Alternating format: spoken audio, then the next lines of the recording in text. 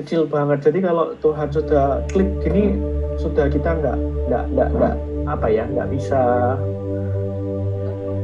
aduh, yang namanya benar-benar berserah ke Tuhan, yang benar-benar yang harus sadar bahwa kita ini bukan siapa-siapa, itu apa ya, rasa lagi gitu loh.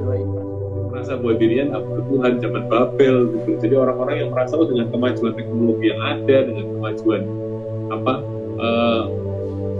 medis yang ada, apa sih pneumonia dan sebagainya itu bisa banget ditangani pakai ventilator.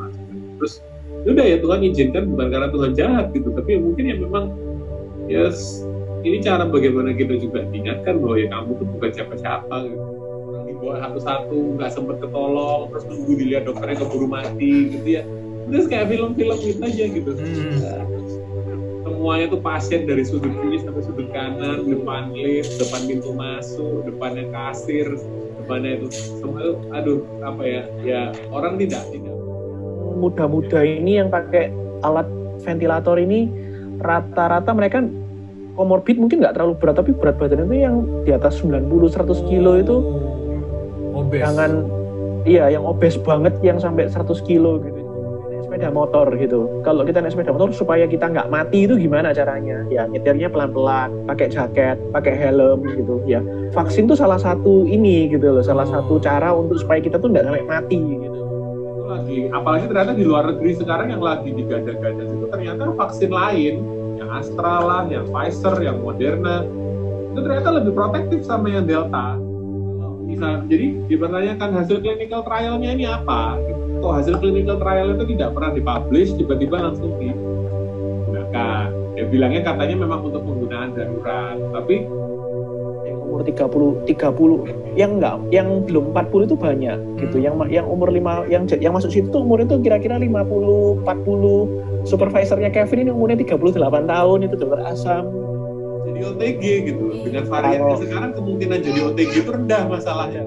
Zaman dulu tuh ya kan yang dibilang ya varian virusnya tuh lain sekarang. Sekarang itu orang muda lebih banyak yang kena. Itu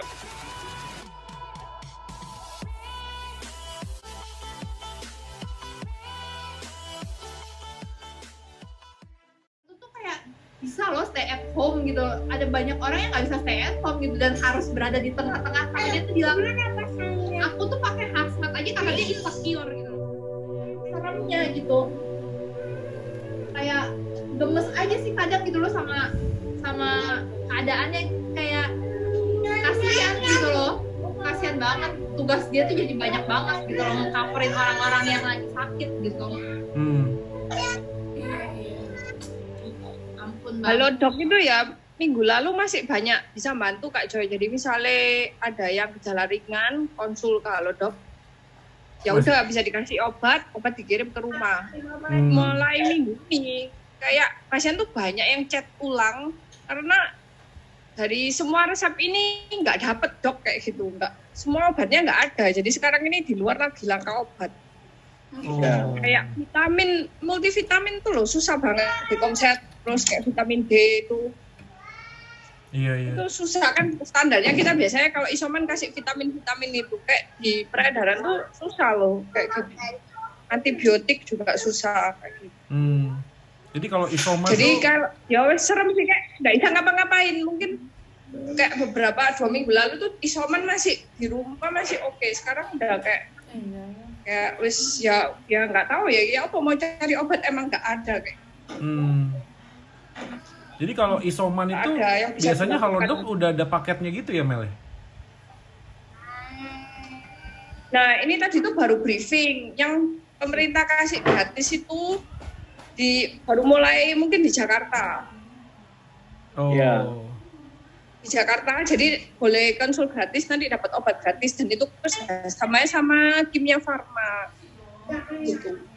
Tapi itu terbatas juga sih itu loh. Paket obat itu cuma kayak dikasih vitamin D, multivitamin, antibiotik sama obat panas, udah. Kayak batuk pilek itu nggak termasuk.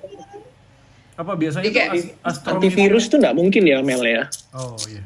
Kenapa? Antivirus gitu nggak mungkin ya? Oh iya dikasih, gejala ringan tuh ada oseltamivir dikasih. Oh. Lah tapi stoknya itu mulai beberapa hari ini tuh nggak ada, semua itu oseltamivir, avigan, semua itu nggak ada gitu stoknya. Ya nggak tahu pemerintah ngasih kayak gitu ntar nyediain stok mungkin ya nggak tahu sih, semoga gitu. Obat itu juga langka. 2 minggu lalu aku tuh banyak bantu orang soman gitu ya, mereka bisa beli obat, bisa avigan itu saya dapat lah, fluvir dapat. Ini jelas gak ada. Iwan tanya ke kenalan yang punya apotek, obat antivirus apa yang ada? Apotek di Surabaya nggak ada. Ya, antivirus wajar. Asitromisin semua merek itu nggak ada. Iya, asitromisin tuh loh. Nanti diprofloxacin, iya. Ceftriaxone. Iya. Gila orang-orang nggak tahu wes. Di Sutomo pun ada sal yang VIP, sal VIP yang COVID itu loh, Prof. Teddy Ontoseno itu loh yang spesialis anak itu. Bato, dia hari ini baru produksi sicin asitromisinnya terbaru. Iya. Tapi kayak baru produksi hari ini, Bu, selesainya kapan? Selesai kapan? Iya. Distribusi. Iya. Kayak perang, nggak tahu kayak apa. Iya, ini di luar, dalam rumah sakit kayak luar itu juga chaos gitu. Iya.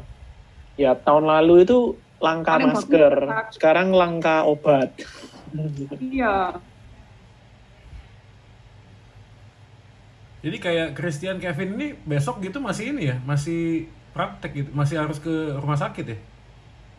Masih, ya sudah bagaimana. Jam berapa sampai jam berapa biasanya? Aku kan sampai sore aja. Dari jam 5 pagi sampai jam pulang tuh bisa 8:30 malam kali. Iya, kalau kayak Kevin ini yang harus semangat sih. Kalau aku kan bisa curi-curi. Aku siang sudah bisa keluar gitu. Sekarang tuh agak lain Kak Jay. Kalau zaman dulu tuh ya memang tadi dibilang ya varian virusnya tuh lain sekarang. Sekarang itu orang muda lebih banyak yang kena, dan kenanya rata-rata tuh bergejala sedang, ringan sedang lah. Dulu tuh rata-rata ya cuma orang kayak sakit batuk pilek biasa gitu, diperiksa ya positif, ya udah isolasi mandiri. Jadi dulu tuh banyak banget isolasi mandiri kan. Sekarang itu karena gejalanya sedang ke arah berat, jadi akhirnya mereka semua ke rumah sakit gitu.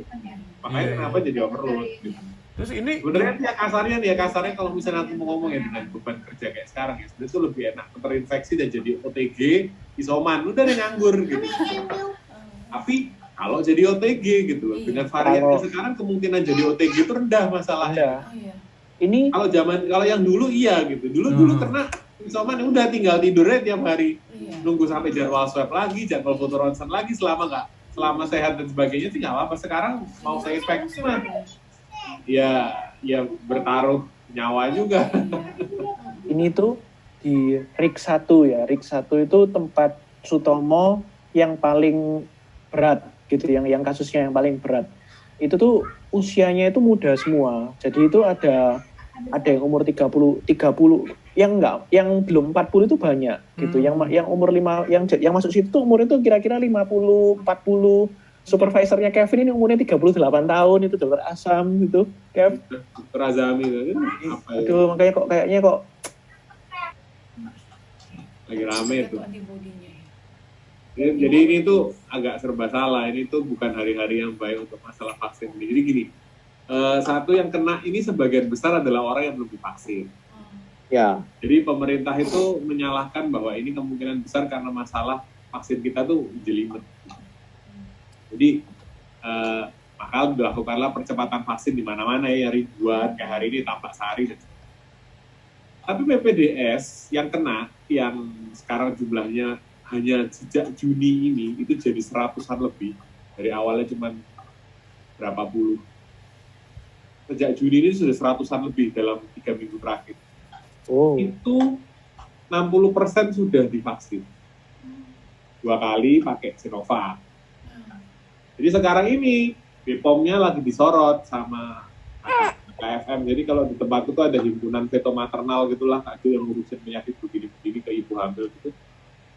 Mereka tuh mempertanyakan gitu loh, jangan-jangan Sinovac ini hasil clinical trial-nya, oh iya nyam-nyam, ya makan ya, apa-apa.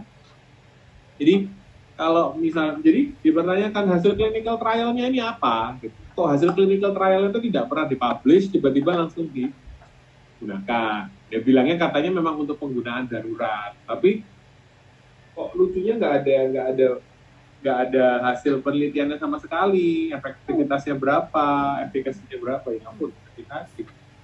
Jadi akhirnya memang ini tuh lagi, apalagi ternyata di luar negeri sekarang yang lagi digadang-gadang itu ternyata vaksin lain, yang Astra lah, yang Pfizer, yang Moderna, itu ternyata lebih protektif sama yang Delta, sama yang Kappa, Lambda, dan sebagainya. Jadi akhirnya ya biasa, ya semua maju mundur salah kan ya, pemerintah juga ya kasihan sih sebenarnya. Kan mungkin mereka mikirnya dulu beli Sinovac karena Sinovac yang paling readily available ya, paling banyak jumlahnya, terus paling murah juga mungkin untuk kondisi kita masih kayak gini gitu. Jadi ya nggak nyalain juga sih gitu. Tapi ternyata sekarang ya kayaknya titer antibodinya itu nggak cukup protektif gitu. Karena nyataannya tenaga medis banyak yang kena dengan gejala yang lebih berat daripada dulu. Tapi katanya yang sudah divaksin survivalnya lebih besar chance-nya, survival chance. Ya, katanya kayak gitu. Itu tetap ada benernya. Oh, itu benar ya. Tidak memproteksi dari kena COVID lagi, tapi dia menurunkan risiko kena gejala berat. Oh. Pakai ventilator sebenarnya. Oh, itu benar kalau itu ya.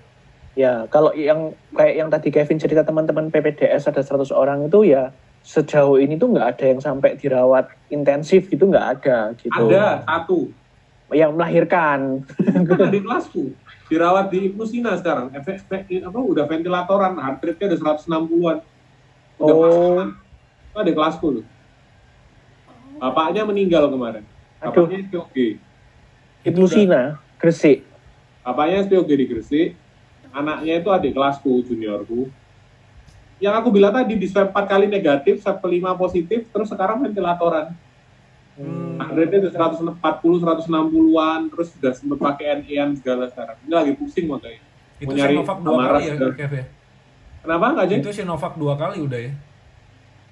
Oh, dia belum vaksin. Soalnya dia punya asma. Jadi dia nggak vaksin. Jadi dia memang punya comorbid sih. Oh, jadi kalau secara empirical orang yang sudah divaksin di lapangan survival chance-nya lebih gede gitu ya? Ya. Iya. Berarti ini juga, jadi ini vaksin apapun ya, Chris ya? Iya, semua vaksin, mau yang jenis apapun, mau Sinovac, mau Pfizer, mau Moderna itu ya pasti bisa mencegah, ya nggak 100%, tapi paling nggak kemungkinan kita untuk jatuh ke kondisi yang berat itu lebih kecil. Ya sama sih, kalau aku suka cerita ke pasien itu, ya kayak naik sepeda motor gitu. Kalau kita naik sepeda motor supaya kita nggak mati itu gimana caranya? Ya nyetirnya pelan-pelan, pakai jaket, pakai helm gitu. Ya vaksin tuh salah satu ini gitu loh, salah satu cara untuk supaya kita tuh nggak sampai mati gitu loh. Tapi kalau terjadi kecelakaan, kita nggak parah-parah banget gitu kondisinya, karena kita pakai helm, karena kita pakai jaket, karena kita nyetirnya pelan-pelan gitu. Itu juga ada faktor komorbid itu ya, Chris ya? Ya. Kayaknya pendeta Satu lagi ini sih. berat badan Kak Joy. Kalau yang muda-muda ini yang pakai alat ventilator ini rata-rata mereka komorbid mungkin nggak terlalu berat, tapi berat badan itu yang di atas 90-100 kilo itu obes. Yang obes banget yang sampai 100 kilo gitu. Itu tuh ada teman-teman PPDS dulu dari teman-teman penyakit dalam internis itu yang punya berat badan sampai 100-an tuh sempat dijutikan gitu. Nggak boleh kerja gitu. Jadi karena resiko tinggi begitu terpapar. Iya. Kayaknya ini. Jadi inilah kalau kita punya temen atau itu suruh diet bener-bener lah gitu, berat badan itu aduh kok serem ya, padahal nggak ada diabetes, nggak ada apa-apa, tapi kok ini ya berat badannya yang sampai 90-100 kilo itu ini ya, kecuali kalau orangnya memang tinggi ya. Kalau orangnya tinggi kan ya mungkin ada yang beratnya sampai 90 kilo itu mungkin oke lah. Yang penting bukan yang gemuk gitu loh. Yang banyak meninggal laki-laki. Ya, cowok biasanya. Kenapa ya? Sampai nggak tahu. Sampai tadi Kita punya ide, yang cowok suruh minum estrogen. Masa gara-gara itu? Tungguan, tapi tadi itu kita sempat browsing. Memang ada yang neliti sih. Memang secara empirik kan, secara epidemiologi itu laki lebih berat. Terus dicek di percobaan di tikus sih katanya. Pakai estrogen itu punya efek protektif kan. Oh gitu ya. Wah. Ya, minum pil KB berarti. Pin, pil KB yang estrogen saja apa, Pin? Ini apa? Susu. Itu estrogen tak ya? Ya, boleh deh aku tak pasang deh. Pin pasang ya. Susu estrogen. Ini kalau saya pasangin teorinya Yohan ini saya sebarin di YouTube bisa viral ini. Pada ngeborong ini semua. Iya. Di sini Apa-apa viral loh. Maksudnya bidan diserbu. Borong-borong. Iya betul ya. Jadi obat cacing paling menok. Iya. KB. Iya, sama susu Populasi buah. masih meningkat. Ada-ada aja. Habis populasi meningkat. Iya. Populasi bertambah karena KB habis. Sungguh, tapi memang kalau kita lihat kan di grup kalau dokter kan pasti kalau ada yang meninggal di share. Yang meninggal itu semua laki-laki semua, nggak ada dosen atau spesialis senior yang meninggal perempuan tuh saya nggak pernah satu gitu. Yang lainnya laki semua, tua muda banyak sekarang laki-laki meninggal tuh banyak muda-muda, tapi laki semua. Perempuan muda itu hampir nggak ada. Kalau dosen lah ya, kalau pasien lah umum nggak tahu lah ya, tapi kalau dokter ada rasa yang perempuan muda ya. Iya. Sayang ya, banyak dokter-dokter pinter gitu udah meninggal ya gara-gara COVID. Yang dokter-dokter spesialis apa segala. Iya. Tapi kalau kapan dari Yohan coba lihat yang harian Indonesia itu kan positifnya 20 ribuan, meninggal 500-an sehari. Tapi kalau lihat ya sebenarnya masih 2% sih. Ya nggak lebih berat daripada yang dulu ya. Aku lihat di berita katanya urutan kedua ya, yang jumlah korban yang kena COVID lalu sehat lagi gitu loh. Jadi yang meninggal tuh terkecil kedua ya, di dunia. Jadi yang ini kalian kelihatannya banyak tapi memang karena yang positif ya. Iya, 27.000 loh. Wah. Luar biasa loh 27.000 ya. Apa banyak meninggal juga karena itu tadi nggak ada rumah sakit, maksudnya nggak ada tempat berobat di rumah sakit itu tadi kali faktornya ya. Betul, salah satunya. Iya. Aja kalau ini dianggap seleksi alam kayak dulu air bah itu gimana kan? Waduh. Mengulangi populasi manusia di dunia. Iya, ini betul-betul viral nih kelihatannya kalau kita bahas ini. Coba aja nanti di YouTube-nya aja. Iya. Masuk. Panggil aja. Waduh, luar biasa. Ini sebelum aku selesaiin rekamannya nih, mungkin ada pesan-pesan terakhir dari para dokter. Ya, itulah Kak Joy, maksudnya ini bukan gimana ya? Ya sedihnya itu karena ya kita itu juga nggak bisa ngerjain apa-apa, dan ya jangan orang bilang wah ini profesi mulia gitu ya, enggak juga sih, aku juga nggak kesenangan sih dari situ. Dan sampai juga kadang-kadang mikir alah lebih baik keluar daripada kayak gini. Maksudnya apalagi sekarang jadi dokter juga nggak begitu amat gitu ya, maksudnya kadang-kadang mikir kayak apa penting apa aja gitu, tapi ya dengan semua yang sudah dikorbankan kan ya sayang juga ya gitu. Jadi ya sudah kita bertahan, berusaha seideal mungkin. Cuman ya memang bersih kalau lihat Sutomo tuh kayak apa ide-idenya dia ya kayak udah kayak medan perang sih Kak. udah kayak tendanya perang, film-film perang yang orang dibawa satu-satu nggak sempet ketolong, terus nunggu dilihat dokternya keburu mati gitu ya. Udah kayak film-film gitu aja gitu. Semuanya tuh pasien dari sudut kiri sampai sudut kanan, depan lift, depan pintu masuk, depannya kasir, depannya itu semua itu aduh apa ya orang tidak mengizinkan publikasi ya, tapi menurutku tuh orang harus lihat biar tahu kondisinya apa. Baik orang harus tahu kalau ini loh Indonesia tuh lagi kayak gini. Iya. Terus kalau Kevin sendiri ngelihat apa ya, misalnya ngelihat Tuhan di situasi gini tuh apa kira-kira yang bisa di-sharingin? Apa kayak ada perenungan apa gitu tentang spiritualitas, tentang Tuhan gitu sama Acel?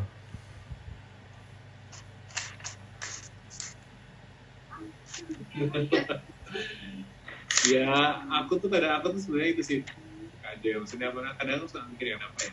Honestly speaking, aku tuh kadang mixed feeling sih. Aku bilang itu pandemi ini tuh musibah sih. Kita setuju musibah. Yang mungkin buat beberapa orang ini bisa jadi berkat juga kayak aku. Nah, mungkin aku ada kayak bisa di rumah ngasih makan dan sebagainya ini kalau nggak ada pandemi. Gitu. Tapi apa namanya?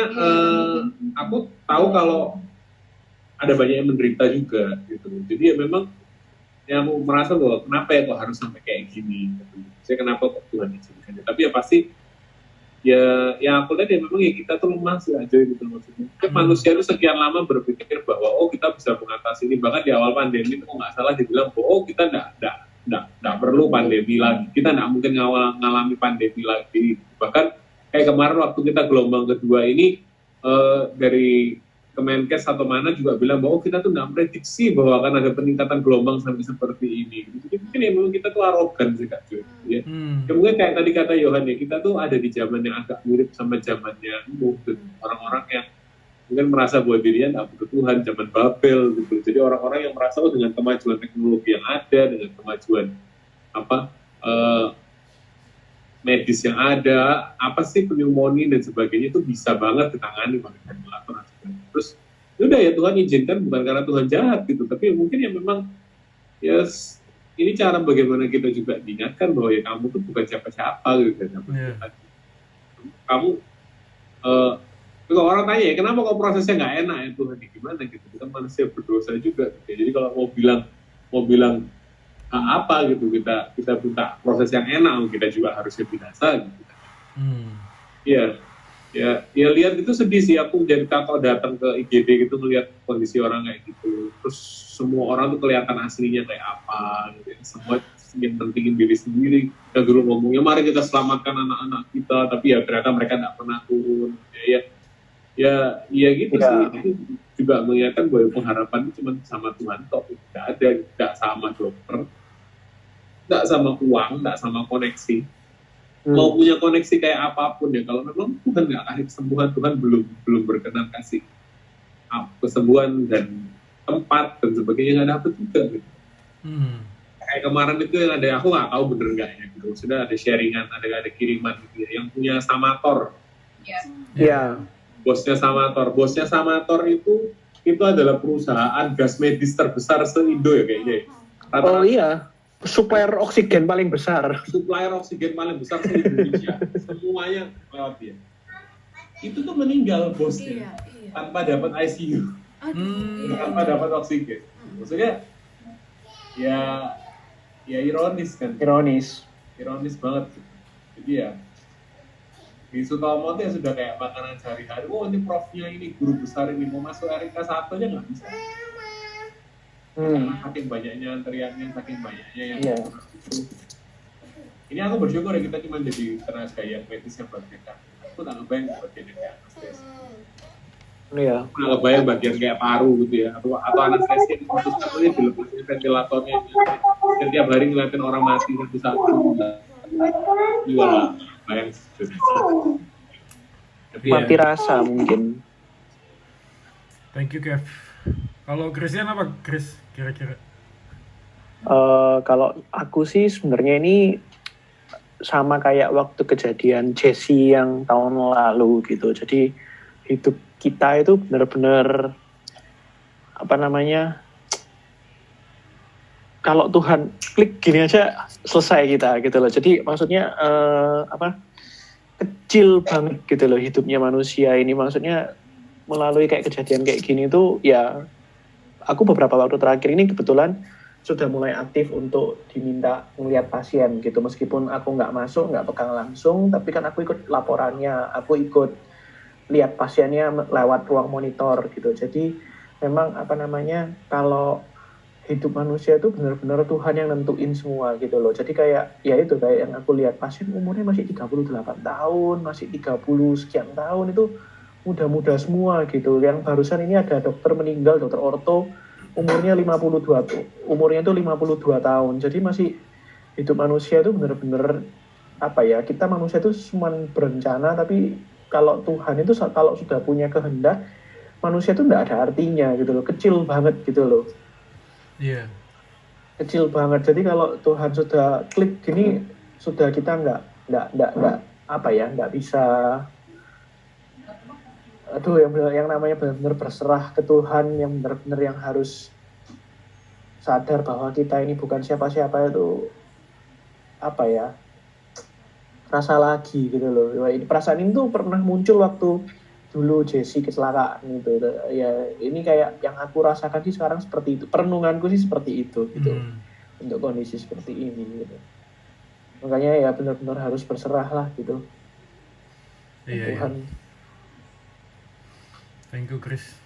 Ya. Mana Yohan mana nih? Juru bicara dari FK UC 34.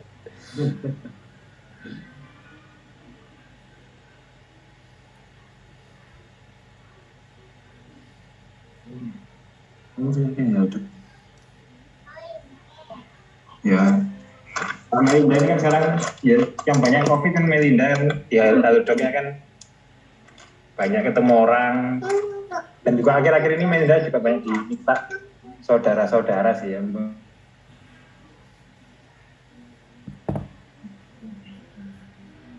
Melinda kenapa ya?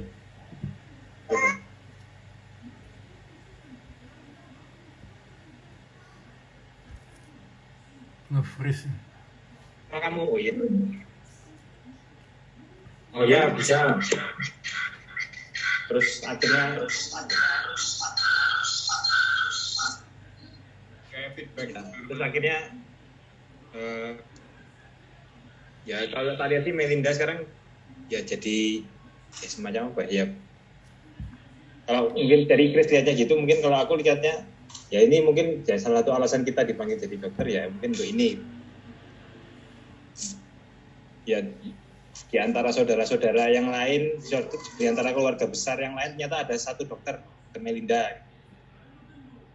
Di antara saudara keluarga yang lain yang semua yang awam ternyata ada loh, ada di antara teman-teman yang lain ya ada, aku punya teman dokter loh, si Melinda, si Yohan dokter loh.